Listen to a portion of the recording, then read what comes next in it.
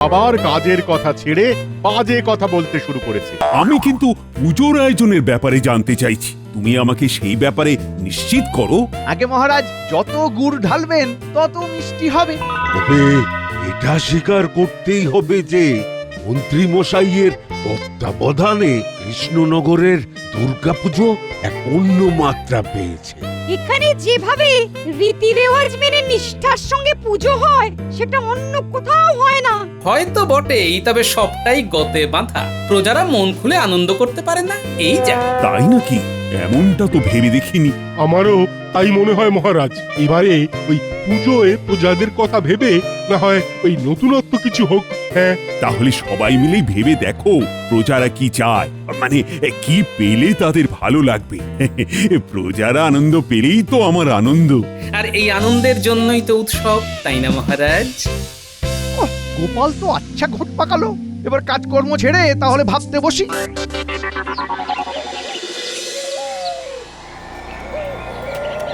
মহারাজ তো বলেই খালাস, কিন্তু প্রজাদের কি পেলে ভালো লাগবে সেটা বোঝা কি চারটিখানি কথা? আরে হঠাৎ করে কি কিছু ভাবা যায় নাকি? কিন্তু আমাদের কথা তো ভাববেন মন্ত্রী মশাই। পুজো চলে এলো, কিন্তু পুজোর বকশিস তো এলো না। বেশ তো আছে, এর পরে আবার বকশিস নিয়ে কি হবে? বাহারে ভালো ভালো জামা পরবো, ভালো ভালো খাবার খাবো, সেই সব হবে কি করে? সবাই তো ওই পুজোর সময় সাজগোজ করে আনন্দে থাকে। আরে আরে আরে আরে আরে, এই কথাটা তো দারুণ বলেছিস। খেতে পড়তে পারলে প্রজারা আর কিচ্ছু চায় না। কথাটা তোমার মনে ধরেছে মনে হচ্ছে। ধরেছে বই কি, আর এবার এই কথা অনুযায়ী কাজ হবে। তাহলে তো আমাদের বেশ মোটা এরকম বকশিস জুটবে মনে হচ্ছে। সে তো বটেই, আমাদের কথা তো মন্ত্রীমশাইকে ভাবতেই হবে। সে তো ভাববই, তবে তার আগে মনে মনে ঠিক করে নি মহারাজকে কি বলতে হবে।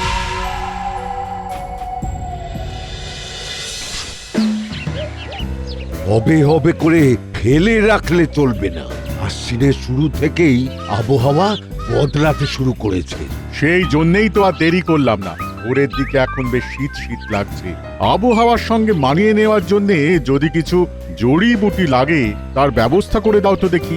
না না না, চিন্তার কোনো কারণ নেই। তুলসী, বাসক, সর্পগন্ধা টাটকা যেমন যা পাবো জোগাড় করে দিচ্ছি। এই তো বুদ্ধিমশাই এইখানে। যাক, খুঁজে খুঁজে পাওয়া গেল তাহলে। কিন্তু আমাকে এত খোঁজাখুঁজি বা করছো কেন তোমরা? তেমন কোনো বিপদ আপদ হলো নাকি? সে তো কম বেশি লেগেই আছে। কারোর পেটে ব্যামো তো কারোর গাঁটে বাত। এখন তো পুজোর ছুটি শুরু হয়ে গেছে, তাই বাড়িতে বসে চিকিৎসা কদিন বন্ধ থাকবে। আবার পুজো মিটে গেলে রুগী দেখা শুরু হবে। এই মরেছে, তাহলে তো বেশ চিন্তার ব্যাপার। চিকিৎসা ছাড়া আমরা থাকবো কি করে? কে জানে এবারে যে কি উপায় হবে। মনে হচ্ছে ওরা বেশ মুসড়ে পড়ল। তবে কি আমার সিদ্ধান্তটা আর একবার বিবেচনা করে দেখতে হবে? সে তুমি দেখো আর নাই দেখো, একটা জিনিস কিন্তু আমি স্পষ্ট দেখতে পাচ্ছি। চিকিৎসা পেলে প্রজারা আর কিচ্ছু চায় না। এতেই তারা সুস্থ থাকবে, আর তাহলেই ওদের আনন্দ। ঠিক কথা, এই ব্যাপারটা মাথায় রাখতে হবে, আর এই তালে মহারাজের কানে তুলে দিতে হবে। তাহলে মুখ রক্ষাও হবে।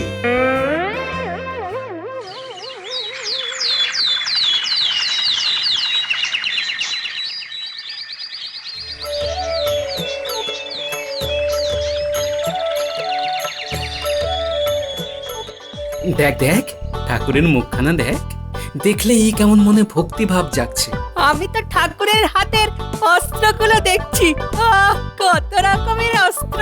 হেরে, ত্রিশূল, সুদর্শন চক্র, তীর ধনুক, তার সঙ্গে অসি, বজ্র, বর্ষা, কুঠার, গদা ও অস্ত্রের ছড়াছড়ি। কিন্তু শুধু শুধু এত অস্ত্রের কি দরকার গোপাল দাদু?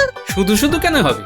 ওই মহিষাসুরকে ধ্বংস করার জন্য সব দেবতারা মিলে মা দুর্গাকে অস্ত্র দান করেছিলেন, আর তার ফলেই দেবী সকলের চাইতে শক্তিশালী হয়ে ওঠেন। তাই দেবীর 10 হাত, আর 10 হাতে 10টি অস্ত্র। এরকম আরো কত রকম অস্ত্র হয় কে জানে। কিন্তু এইসব দেখেছে আমার কিরকম ভয় ভয় করছে। ভয় নয়, ভরসা রাখ। কারণ প্রচলিত বিশ্বাস অনুসারে এই 10টি অস্ত্র দিয়েই মা তার সকল ভক্তকে নানা বিপদ আপদ থেকে রক্ষা করেন। সে না হয় করলেন, কিন্তু এবারে পুজোয় নতুন কি হচ্ছে সেটা বলো তো। একটু ধৈর্য ধর, সবুরে মেওয়া ফলে। যা বুঝছি তাতে মনে হয় অস্ত্রের ব্যাপারে মানুষের একটা কৌতূহল আছে, এটাকে কাজে লাগিয়ে কিছু একটা করতে হবে। পেয়েছি, পেয়ে গেছি, এতক্ষণে পেয়েছি। এরকম তো তুমি গত 1 ঘন্টা ধরে পাচ্ছ, পেয়ে আবার হারিয়েও ফেলছো।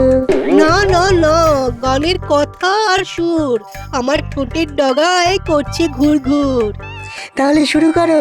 উৎসবে ভাসবো মোরা, করবো মোরা মজা, মিঠাই খাবো হরেক রকম, গুড় কাঠি আর গজা। এটা একদম গজা, শুধু গজা নয়, বলা ভালো খাজা। হ্যাঁ। উমা, কি যে বলো ভাই, লোকেই গান শুনলে বলবে আমার জবাব নাই। তাই তোমার ওই বাদ্যযন্ত্র আর আমার এই গান, এই দুই মিলে পুজো জমবে, ভরবে মন প্রাণ। লোকজনকে আনন্দ দেওয়ার প্রচেষ্টা সফল হলেই ভালো, না হলে গেল। উমা, বালাই ষাট গেল আবার কি? পুজোর গান দিয়েই মন জয় করব সবার, সুরে সুরে তালে তালে কৃষ্ণনগরের সকল প্রজা।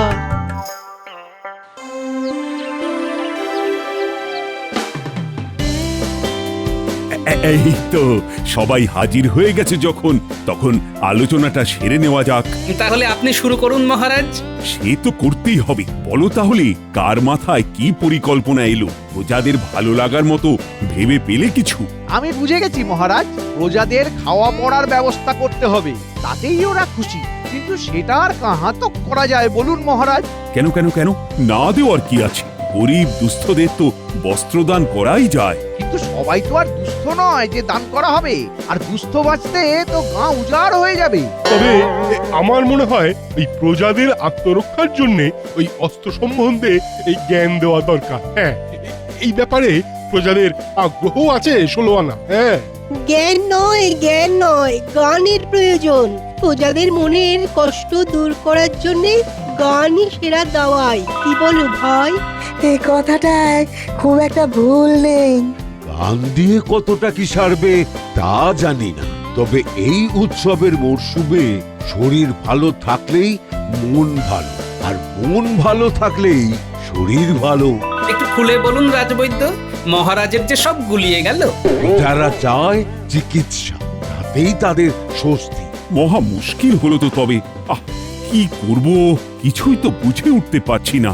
ওদিকে আপনি সিদ্ধান্ত নিতে পারছেন না, আর তাই দেখে এদিকে যেন গোপালের মজা লাগছে। ও সব ছাড়ো। তবে গোপাল, সবাই তো সব রকম দিক থেকে প্রজাদের ভালো লাগার কথা বললো, কিন্তু কই, তুমি তো তেমন কিছু বললে না। সবাই বললে শুনবে কে মহারাজ? না না না, ও সব বলে তুমি এড়িয়ে যেতে পারবে না। কি করলে সব দিক রক্ষা পায় সেটা কিন্তু তোমাকেই বলতে হবে। আগে মহারাজ, মেলা করলে? মেলা করলে? এটা আবার গোপালের কি নতুন খেলা? বুঝিয়ে দিচ্ছি মহারাজ। পুজো উপলক্ষে পুজো প্রাঙ্গণে একটা ছোটখাটো মেলা বসুক। সেখানে মন্ত্রী থেকে শুরু করে কবি, বৈদ্য থেকে সেনাপতি সবাই নিজের নিজের দোকান দেবে। দোকান? কিন্তু কিসের, কিভাবে, কিরকম? বলছি। মন্ত্রী মশাই জামা কাপড়ের দোকান করবেন, সেনাপতি আত্মরক্ষার জন্য নিত্য প্রয়োজনীয় রকমারি অস্ত্রের দোকান দেবে, কবির দোকানে এসে লোকজন গাইবে, শুনবে, বৈদ্য দেবে দাতব্য চিকিৎসার দোকান, বিজ্ঞানীর দোকানে থাকবে দৈনন্দিন জীবনে বিজ্ঞান। খুব খুশি হলাম গোপাল, দারুণ পরিকল্পনা। সে না হয় হলো, সবাই কিছু না কিছু দোকান না হয় দিল, কিন্তু গোপাল কি করবে? ওকে শুধু দেখবে আর গায়ে হাওয়া লাগিয়ে ঘুরে বেড়াবে? হ্যাঁ গোপাল, তোমার কি পরিকল্পনা সেটা একটু গুছিয়ে বলো। আমার দোকানের নাম হবে মুশকিল আশা। লোকজনের সমস্যা শুনবো আর সমাধান করে দেব। বাহ বাহ বাহ, বেশ ভালো, তাহলে সবাই মিলে তাড়াতাড়ি করে এই বেলা দোকান ঘর সাজিয়ে ফেলো। গোপাল তো বলেই খালাস, কিন্তু অত জামা কাপড় শাড়ি এসব আসবে কোথা থেকে মহারাজ? তার জন্য তো আপনাকে আমার দোকান মুশকিল আসানে আসতে হবে মন্ত্রী মশাই। কিন্তু সেটা আর এখনই কি করে সম্ভব? তার থেকে তুমি বরং এখানেই কিছু একটা উপায় বলো দেখি। সেটাই ভালো। বেশ, মন্ত্রী মশাই যখন এখনই ফাঁপড়ে পড়েছেন, তখন আমিও না হয় এবারের মতো সামলে দিই। আবোল তাবোল না বকে কাজের কথা থাকলে সেটা বলো। আপনার দোকানে এমন ব্যবস্থা রাখলেই হয় যে মানুষ তাদের ছোট হয়ে যাওয়া পুরনো অথবা অব্যবহৃত জামা কাপড় যেমন দান করবে, তেমনি যাদের খুব প্রয়োজন তারা এসে ওখান থেকেই জামা কাপড় পাবে। আশা উপায়, মাছের তেলে মাছ ভাজা। না মন্ত্রী, আর কোনো অসুবিধেই নেই। তাহলে সবাই চটপট দোকান সাজাতে লেগে পড়ো। তবে পণ্ডিতের ব্যাপারটা আলাদা। পণ্ডিত বরং মন প্রাণ দিয়ে দেবীর আরাধনা করুক।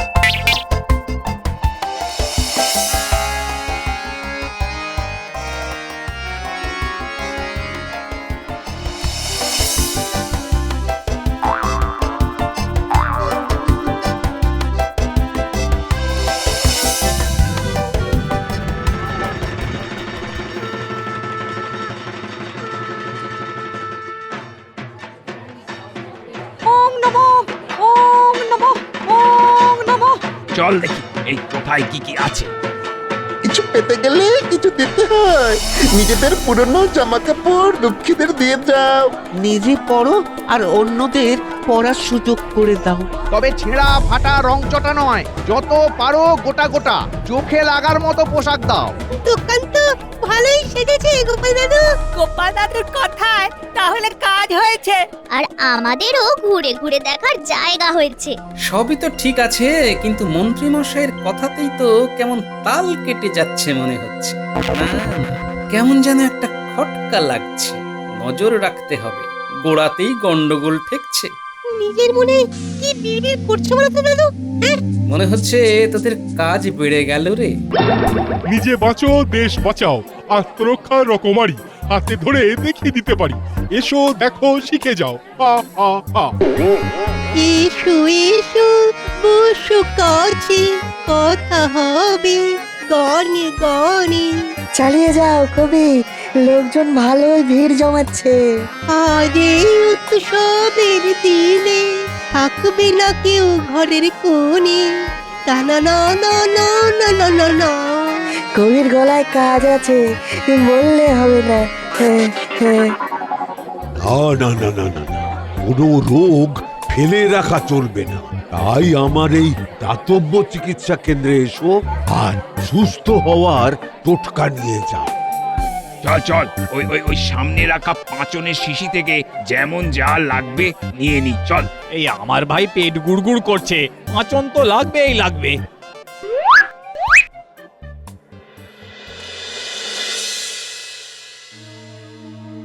কি অত নাড়াচাড়া করে দেখছেন মন্ত্রী মশাই? মনে হচ্ছে মন্ত্রী মশাইয়ের দু চারখানা মনে ধরেছে। খুব একটা ভুল কিছু বলিসনি। আমার কথায় কাজ হয়েছে মনে হচ্ছে, বুঝলি? লোকজন যারা যেমন জামা কাপড় দিয়ে যাচ্ছে, তাদের মধ্যে দেখে শুনে নিলে চোখে লাগার মতো বেশ কিছু থাকছে, এটা ঠিক। সেগুলো নিশ্চয় আমাদের কপালে নাচছে। সে তো বটেই, সেই জন্যই তো মন্ত্রী মশাই বাঁচছেন। কথাতেই আছে আপনি বাঁচলে বাপের নাম। তাই আগে নিজের জন্য বেঁচে রাখি, তারপর না হয় তোদের কথা ভাববো। দেখেছিস, এই জন্যই গোপাল দাদু মন্ত্রী মশাইয়ের উপর নজর রাখতে বলেছিল। তার মানে দাদুর ভাবনা চিন্তায় ভুল ছিল না। তবে এখন যদি আমরা গিয়ে গোপাল দাদুকে খবরটা না জানাই, তাহলে কিন্তু ভুল হয়ে যাবে। চল চল, জলদি চল দাদুর কাছে। তাহলে তাহলে যেটা বলছিলাম, সমস্যাকে মাথায় উঠতে দিলে চলবে না, আর চোখ কান সব সময় খোলা রাখতে হবে। এই একদম ঠিক কথা বলেছো গোপাল দাদা, চোখ কান খোলা না রাখলেই ঠকে যেতে হবে। বেশ, তাহলে তোমার বুদ্ধি মতোই কাজ করে দেখি।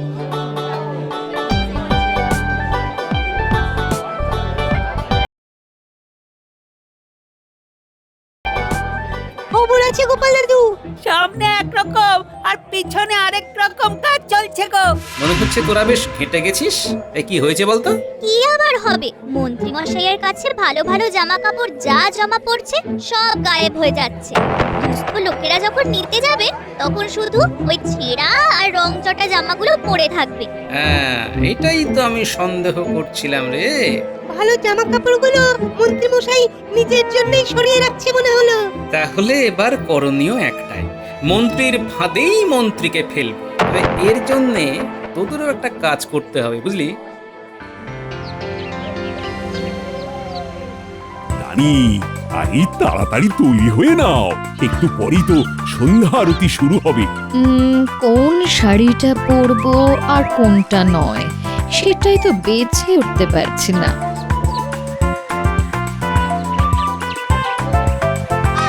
যদি কিছু মনে না করেন রানীমা, তবে ওই যেসব পোশাক আপনি বা মহারাজ ব্যবহার করেন না সেগুলো দান করতেন।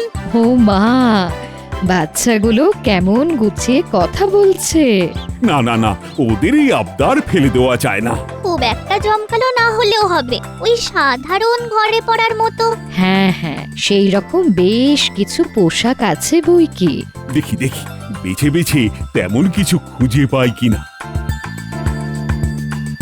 পোশাক সংগ্রহ করার কাজটা তো হয়ে গেল, এদিকে এর পরে তাহলে আর কি, গোপাল দাদু যেমন বলেছিল তেমন করেই বাকি কাজটা করতে হবে।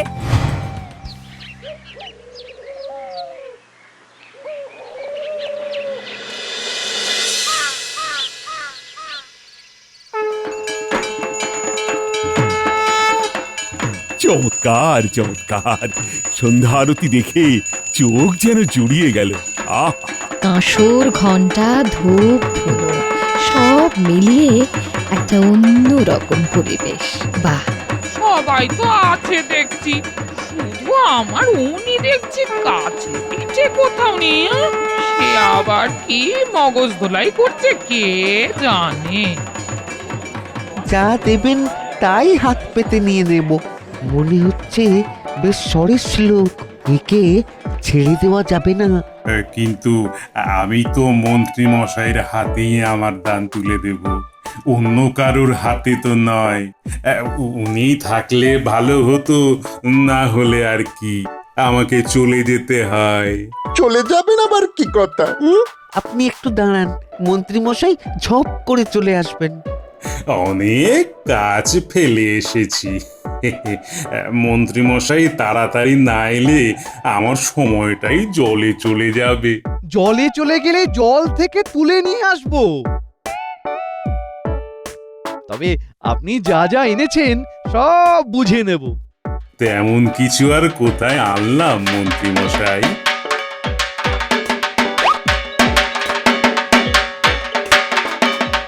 এখন চেহারা ভারী হয়ে গেছে বলে এইসব জামা কাপড় আর গায়ে হয় না।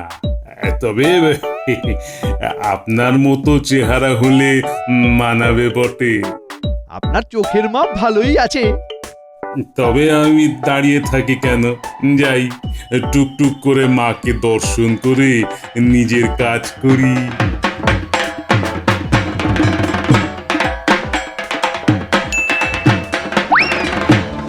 মনে হচ্ছে সবার সেরা পোশাক এতক্ষণে পেয়েছেন মন্ত্রী মশাই। এই পোশাকও তাহলে ছড়িয়ে ফেলবেন নির্ঘাত।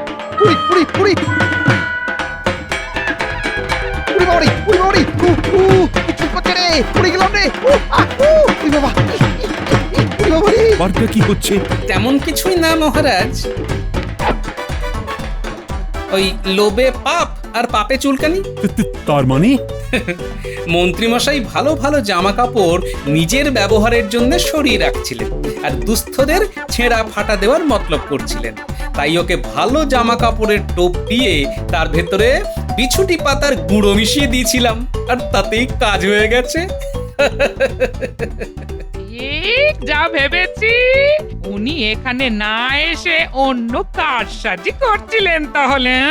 সে যাই হোক, মন্ত্রী তাহলে উচিত শিক্ষা পেয়েছে। আর এদিকে পুজোর মেলা জমজমা, তাই দুর্গা পুজো জমে গেছে। মন্ত্রীমশাইয়ের নাচটা মন্দ হচ্ছে না।